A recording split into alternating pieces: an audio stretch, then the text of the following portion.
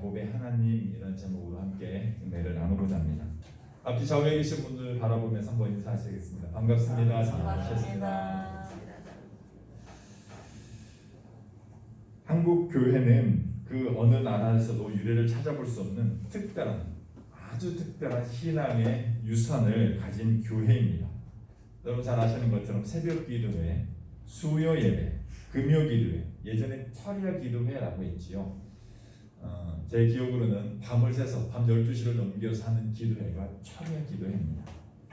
또 부흥회, 설 따라 부흥회를 많이 했었고요. 또 기도원이라는 독특한 장소가 또 따로 있습니다. 기도를 하기 위해서 또 찾아가는 곳. 이런 것들은요, 전 세계에 한국 사람들밖에는 하지 않는 거예요. 특별히 한국 교회의 독특한 문화이고, 한국에서 이런 신앙생활을 했던 사람들이 전 세계 각지로 뻗어나가면서 한국 교회에만 이런 문화들이 있습니다. 특별히 힘들고 어려웠던 시절들을 한국 교회는 겪어왔습니다. 구한 말 기독교가 들어왔고, 그 후에 얼마 있어서 격동의 시기를 거치면서 우리는 일본의 식민 지배를 받게 됩니다. 식민 지배 후에 또 전쟁이 일어나고, 또 전쟁이 일어난 이후에는 폐허 속에서 우리는 우리의 선조들, 우리의 조상들은 먹고 살기에 급급한 그런 상황 속에서 신앙생활을 해야 했습니다. 그렇게 힘들고 어려운 시대에 그들의 삶을 붙들어주고 그들을 한마음 되게 만들어준 것은 바로 신앙이었지요. 특별히 기독교는 아주 굉장히 중요한 역할을 하였습니다. 그래서 그때 새벽 기도회, 수요 예배, 금요 기도회, 신앙 부흥회, 또 기도원을 찾아다니면서 기도하는 이런 문화들이 자리를 잡게 된 것입니다. 자, 그런데요, 이러한 신앙의 문화들, 특별히 우리나라가 힘들고 어려울 때, 민족이 많은 고난을 당할 때 발생했던 이런 한국 교회만의 특별한 신앙의 문화들이 갖는 특징들이 있다라는 것이죠. 무엇입니까? 그것은요, 온 마음을 다해서 하나님을 구하고 찾는 신앙의 행위들이었다라는 것입니다. 여러분, 외국 교회, 외국인들은요, 새벽 기도회 없고요, 수요일이 없어요, 금요철이 없어요, 기도원이 어디 있습니까? 부흥회가 어디 있습니까? 다 주일 예배 한 번 있는 다 끝이 나는 거예요. 보편적으로 다 대부분이 그렇습니다. 그런데요, 우리나라 우리 민족 믿음의 선진들은요, 힘들고 어려운 그런 때 하나님을 통해서 하나님을 만나는 그 은혜와 감격을 경험하며 그 힘들고 어려운 시간들을 이겨냈다라는 것입니다. 모기시도로 하나님께 부르짖으며 하나님께 나아갔던 그 유산들이 바로 우리 한국 교회만이 가지고 있던 그런 신앙의 문화였습니다. 특별히 하나님을 만나기 위한 방법으로 이러한 일들, 이러한 문화유산을 활용했다라는 것입니다. 여러분, 새벽기도 간절히 하나님께 부르짖습니다. 금요철에요, 밤 12시가 넘어서 하루 밤을 꼬딱 세우는 그런 기도들을 했어요. 하나님을 만나기 위해서, 하나님의 은혜를 체험하기 위해서, 제가 요즘 하는 표현으로 거룩의 체험을 위해서, 그 하나님을 만나기 위해서 우리는 그렇게 달려왔던 것이지요. 그러면서 이러한 방법들을 통해서 그 많은 믿음의 선진들은, 여기 계신 장로님, 권사님, 집사님들은 하나님을 만나는 은혜를 누렸던 것입니다. 그런데 이제는 시대가 바뀌었습니다. 살아계신 하나님, 전지전능하신 하나님을 만나지 않아도, 하나님의 거룩한 은혜를 경험하지 않아도 먹고 사는데 아무런 문제가 발생하지 않는다라는 것입니다. 너무나 잘 사는 시대가 된 것입니다. 사람들의 지적 수준, 의식 수준이 올라가고 국가의 복지 정책이 잘 준비되면서 이제는 대부분의 국민들, 거의 모두 국민들이라고 해야 되겠죠, 생계 문제가 해결이 되었습니다. 정말 가난해서 아무 일도 하지 못하는 사람일지라도 국가에서 그들의 생계 문제를 다 책임져 준다라는 것이죠. 특별히 가난한 분들일수록 더 많은 관심과 배려를 갖는 것이 현재 우리나라입니다. 그래서인지요, 사람들은 하나님을 점점 더 멀리하고 있습니다. 하나님이 불필요한 존재가 되어가고 있는 것이죠. 하나님의 필요성을 느끼지 못하는 사람들은요, 미련 없이 교회를 떠나가고 있습니다. 그 가운데 코로나19라는 비대면 예배라는, 교회 나가 예배를 드릴 수 없는 그런 막다른 환경 가운데 수많은 사람들이 교회를 떠나가고 있습니다. 코로나19가 끝이 난 이후에는 하나님을 만나고 경배하기 원하는 참 신앙인들만이 이 교회에 남게 될 것입니다. 그것은 모든 신학자들이든 교회 지도자들이 인정하는 내용입니다. 이 코로나19는 참 신앙인과 거짓 신앙인, 알곡과 가지를 나누는 결정적인 역할을 하게 될 것이다 라고 이야기를 합니다. 우리들의 신앙의 본질적인 목적은요, 그 살아계신 하나님입니다. 하나님 자체가 목적이 되어야 됩니다. 하나님을 말미암아 우리 믿음의 조상들은 힘들고 어려운 고난의 시기를 이겨냈습니다. 하나님을 만나고 하나님께서 주신 그 은혜를 따라서 승리하였던 것이지요. 지금도 마찬가지입니다. 사람들은 점점 하나님의 존재나 하나님의 은혜와 하나님의 능력을 의심하면서 부정하면서 하나님을 떠나가고 있지만, 그래도 하나님은 살아계신 하나님이요 권능의 하나님이요 언제나 우리와 함께 하신다는 하나님이심을 기억하시길 바랍니다. 그 하나님을 만나고 경배하는 믿음의 온전한 삶을 살아가는 저와 여러분 다 되시기를 바랍니다. 그런 관점에서 오늘 본문의 내용을 살펴보도록 하겠습니다. 하나님을 만나고 구하고 찾는 일이 얼마나 귀하고 소중한지 오늘 본문의 말씀을 통해서 살펴보도록 하겠습니다. 오늘 본문의 내용은요, 고향인 브엘세바를 떠나 하란으로 가던 야곱이 베델이라는 곳에서 하나님을 만나는 그런 내용입니다. 이스라엘 역사 가운데 믿음의 조상들이 등장합니다. 그 대표적인 사람들이 바로 아브라함, 이삭, 야곱, 요셉입니다. 이들은 특별히 믿음의 선진들이면서 믿음의 조상, 특별히 족장이라는 이름을 가지고 있습니다. 이들은 개개인의 힘들고 어려운 상황을 잘 이겨내고 그 족속을 대표하는 그런 역할, 족장의 역할을 하였기 때문입니다. 오늘 이 시간 12아들을 낳아서 이스라엘이라는 민족의 기초를 닦은 야곱이 하나님을 만나는 내용 살펴보겠습니다. 자, 하나님을 만나기 전에 야곱의 모습은 어떠했을까요? 창세기는 많이들 읽어보시니까 여러분 잘 알고 계실 겁니다. 하나님을 만나기 전 야곱의 모습 잠깐 살펴보면, 첫 번째는요, 에서를 향한 아버지 이삭의 편애의 피해자가 바로 야곱입니다. 에서와 야곱은 형제이면서 쌍둥이입니다. 같은 한 날 태어났는데 에서가 먼저 태어나서 에서가 먼저 형이 됩니다.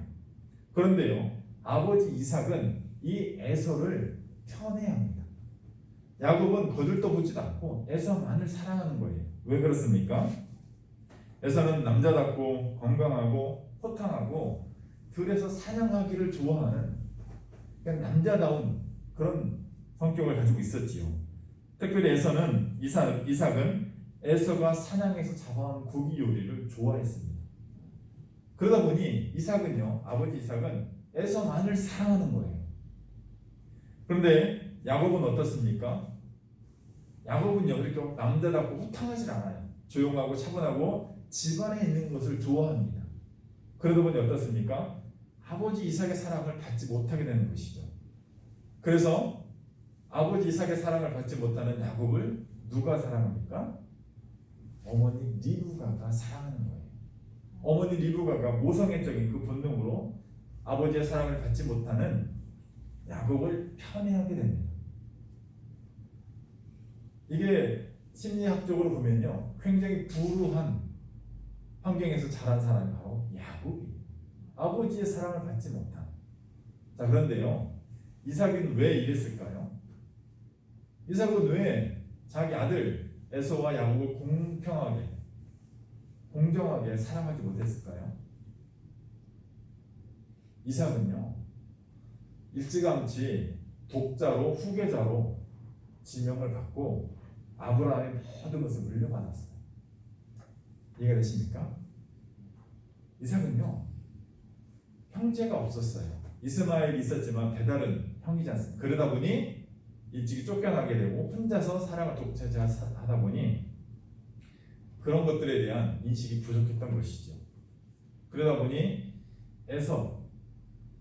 야곱과 에서를 동등하게 사랑하지 못하고 에서를 사랑하는 그러한 모습을 보여준 모습을 볼 수가 있습니다. 자, 에서를 향한 아버지 이삭의 편애의 피해자 야곱의 모습입니다. 하나님을 만나기 전에 야곱의 모습이에요. 또요, 형 에서의 장자권과 축복을 빼앗는 야곱의 모습입니다. 야곱은요, 형 에서가 들에서 돌아와 배고프고 피곤한 그런 상황에서 에서에게 장자권을 빼앗습니다. 어떻게 보면 획득하는 건데 공정하게 거래를 한 거잖아요. 그래서 빼앗았다라기보다는 획득했다라고 하는 표현이 맞습니다. 창세기 25장 보면 그 내용이 자세하게 나옵니다. 에서는요, 장자의 명분을 가볍게 여기고 야곱은요, 장자의 명분을 귀하게 여겼던 것이지요. 그래서 획득을 합니다. 그리고 또요, 눈이 어두운 아버지 이삭을 속이고 어머니 리브가의 도움을 받아서 장자가 받아야 되는, 즉 에서가 받아야 하는 하나님의 축복을 야곱이 빼앗아서 받게 됩니다. 자, 야곱은요, 하나님을 만나기 전에 야곱의 모습은 굉장히 보통 사람들의 모습입니다. 보통 사람들의 모습이에요. 시기, 질투, 경쟁심이 굉장히 강한, 그래서 그것을 수단 방법을 가리지 않고 뺏어오는 사람이에요. 시기, 질투, 경쟁심은요, 보통의 사람들이 다 가지고 있는 것입니다. 저도 여러분도 없다라고 말할 수는 없어요. 그래서요, 사람들 간에 이런 시기, 질투, 경쟁심이 있기 때문에 분쟁과 다툼이 인생에서 끝나지 않는 거예요. 죽을 때까지 시기, 질투, 경쟁심이 사라집니까? 분쟁과 다툼이 사라집니까? 그렇지 않아요. 그렇지 않아요. 우리가 분쟁하고 다투는 이유, 이 모든 것에서 기초합니다. 우리나라는요, 특별히 그런 성향이 또 강합니다. 사촌이 땅을 사면 배 아프다라는 말 들어보셨습니까? 우리나라에만 있는 말이 아니고요, 전 세계적으로 이런 비슷한 말들이 다 있습니다. 사촌이 땅을 사면 배 아프다. 사촌이 땅을 사면 왜 배가 아플까요? 이것을요, 영국의 케이브라는 학자가 사촌이 땅을 사면 배가 아픈 이유라는 책을 썼습니다. 거기에 보면 사촌이 땅을 사면 배가 아픈 이유가 자기에게 주어지지 않던 기회들에 대한 불평등에 화가 나는 것이라고 이야기합니다. 어렵게 이야기하는데, 사촌을 사는데 나는 못 샀잖아요. 그럼 나에게는 불평등한 기회가 주어진 거잖아요. 사촌에게는 기회가 주어졌고 나에게는 기회가 주어지지 않았으니까 이 불평등에 대해서 화가 났다라고 말을 합니다. 양심상 땅을 산 사촌에게 해코지는 할 수 없고 내 안에서는 불평등하게 느끼기 때문에 화가 나니까 배가 아프게 느껴진다라는 것이죠. 그런데요, 그 땅을 산 사촌이 우연한 기회를 통해서 불행한 일을 겪게 되었다고 한번 생각해 보십시오. 그럼 어떻습니까? 그러면 이제 아픈 배가 씻은 듯이 나아지면서 개운해집니다. 지은이는 이것을요, 세상의 평등에 대한 환희라고 결론을 짓습니다. 여러분, 땅을 산 사촌이 잘못되면요, 배가 아픈 게 사라진대요. 이게 비단 우리나라뿐만이 아니고 학자가 연구를 해서 발표한 책으로 만든 거예요. 그 이유가요, 평등에 대한 환희라고 합니다. 평등에 대한 환희. 그에게 주어졌던 기회가 사라지고 이제 그와 내가 평등해졌다. 그래서 기쁘다라는 거예요. 그래서 배가 아픈 것이 사라진다라는 것입니다. 사람은 누구나 사촌이 땅을 사면 배가 아픕니다. 보편적인 그냥 보통 사람이기 때문이에요. 믿음의 조상인 야곱도요, 하나님을 만나기 전 아버지 이삭의 에서에 대한 편애로 인해서 시기, 질투, 경쟁심이 많았던 사람이었습니다. 그런데요, 야곱은요, 누구나 가지고 있는 이 시기, 질투, 경쟁심을 형 에서가 가진 장자의 명분과 아버지 이삭의 여호와 하나님의 축복을 빼앗는 사건으로 만들어버립니다. 그 사건과 연결이 되는 거예요. 야곱은요, 그래서 앞서 살펴본 것처럼 야곱이 가지고 있던 시기, 질투, 경쟁심을 형 에서가 가진 장자의 명분과 아버지의 축복을 빼앗고 도망을 가는 그런 상황이 될 수밖에 없었던 것이죠. 하란으로 가던 야곱이 한 곳에 이르러 해가 지자 그곳에서 돌을 가져다가 베고 잠을 자게 됩니다. 그리고 야곱은 꿈에 여호와 하나님을 만나게 됩니다. 자, 13절부터 15절 말씀 본문 보겠습니다. 또 번즉 여호와께서 그 위에 서서 이르시되 나는 여호와니 너의 조부 아브라함의 하나님이요 이삭의 하나님이라. 내가 누워있는 땅을 내가 너와 내 자손에게 주리니 내 자손이 땅의 티끌같이 되어 내가 서쪽과 동쪽과 북쪽과 남쪽으로 퍼져 나갈지며 땅의 모든 족속이 너와 내 자손으로 말미암아 복을 받으리라. 내가 너와 함께 있어 내가 어디로 가든지 너를 지키며 너를 이끌어 이 땅으로 돌아오게 할지라. 내가 내게 허락한 것을 다 이루기까지 너를 떠나지 아니하리라 하신지라. 야곱은요 꿈에 그 베델이라는 곳에서 꿈에 하늘 사닥다리가 땅에서부터 하늘로 연결된 것을 보고 그 사닥다리 위에 천사들이 왔다 갔다 하는 것을 보고 그곳에서 여호와 하나님을 만나게 됩니다. 여호와 하나님께서는 야곱에게 말씀을 하십니다. 근데 이때 야곱은 어떤 야곱입니까? 시기, 질투, 경쟁심에 사로잡혀서 형 에서가 가졌던 장자의 명분을 획득하고 형이 받아야 되는 여호와 하나님의 축복을 빼앗은 야곱입니다.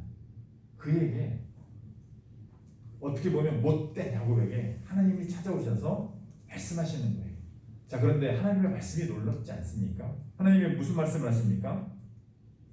먼저 하나님이 누구인지, 본인이 누구인지를 소개해요. 나는 내 조상 아브라함과 이삭의 하나님이다라고 말씀을 하십니다. 즉 나는 너의 조부 아브라함과 너의 아버지 이삭과 함께했던 그들의 하나님이다라고 본인을 소개하시고 있습니다. 그리고요, 내가 누워있는 땅을 너와 내 자손에게 주겠다라고 말씀하십니다. 또 내 자손이 땅의 티끌같이 되어 동서남북으로 퍼져나가게 할 것이다 라고 말씀을 해주십니다.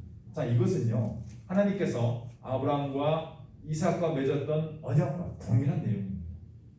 내가 복의 조상이 되게 하겠다. 너의 자손으로 말미암아 온 족속이 복을 받게 하겠다. 아브라함에게 주셨던 동일한 약속의 말씀을, 축복의 말씀을요, 이 시기 질투심에 사로잡혀서 형의 장자권을 빼앗고 축복권을 빼앗은 야곱에게 말씀하시고 있다라는 것입니다. 그러면서 네 번째 무슨 말씀하십니까? 내가 너와 함께 있어 너를 지키며 이 땅으로 돌아오게 할 것이라 너를 떠나지 않을 것이다 라고 말씀을 하십니다. 여러분 생각해 보십시오. 시기 질투에 눈이 멀어서 형이 가진 그 장자의 명분과 축복권을 빼앗은 야곱에게 하나님의 놀라운 축복을 해주시고 있다라는 것입니다.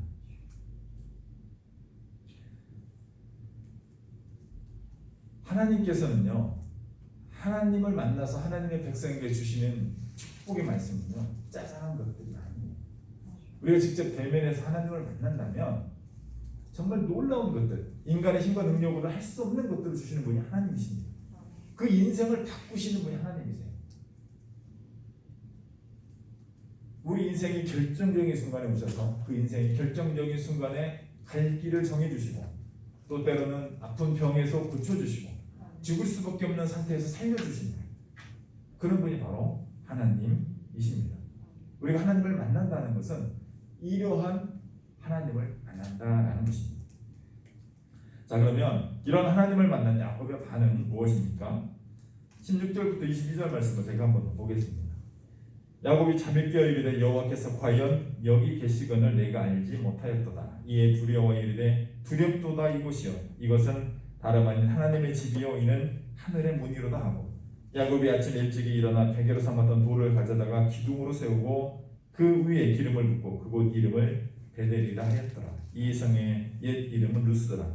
야곱이 서원하여 이르되 하나님이 나와 함께 계셔서 내가 가는 이 길에서 나를 지키시고 먹을 떡과 입을 옷을 주시어 내가 평안히 아버지의 집으로 돌아가게 하시오면 여호와께서 나의 하나님이 되실 것이요 내가 기둥으로 세운 이 돌이 하나님의 집이 될 것이요 하나님께서 내게 주신 모든 것에서 10분의 1을 내가 반드시 하나님께 드리겠나이다 하였더라.